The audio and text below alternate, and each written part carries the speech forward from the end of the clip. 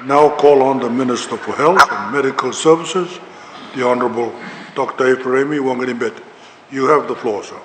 Thank you, Honourable Speaker, and I thank the Honourable Member for that question.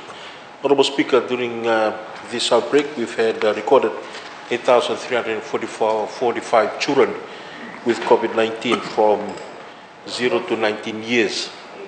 Honourable Speaker, we also had 7 deaths in children from 0 to 19 in this age group. And certainly from our doctor's perspective and also the Ministry of Health, they continue to find wider mechanisms in which there is a significant transmission between children. And we know some of them.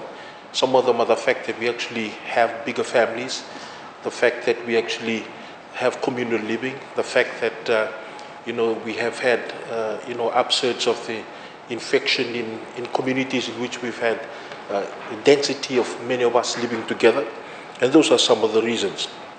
And therefore, again, brings to the fore the importance of why we have the vaccination program that is actually currently happening for our older children, and then, as the Honourable Prime Minister has alluded to, also the vaccination program for those below 15. Honourable Speaker, what is important to note is that the whole landscape that we've seen in adults also happen in children. We had those who were asymptomatic, and a lot of the children were asymptomatic. They were picked up because an adult was positive in the family. They tested everybody and they found that a child was positive.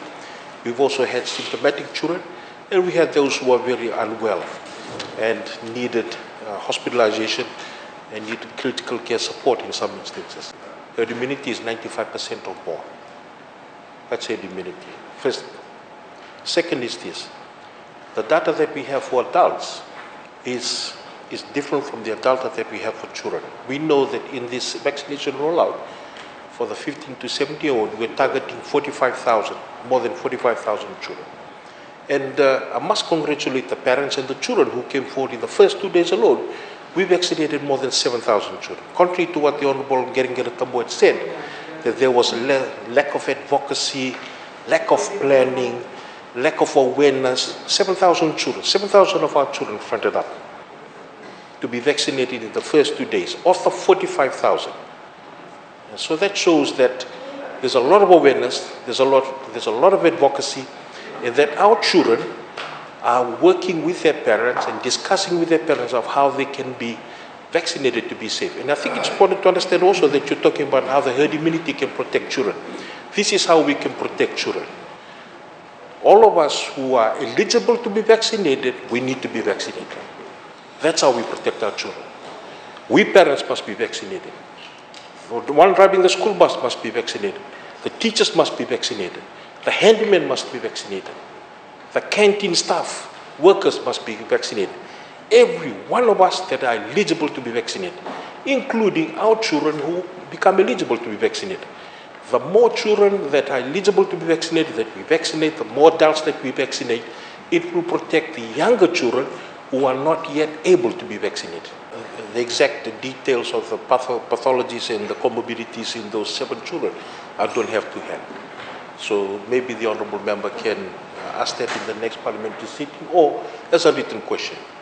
But certainly, as I've said before, we know that the vulnerable children are vulnerable to COVID-19 and the effects of hospitalization, and they can be hospitalized and become very, very sick.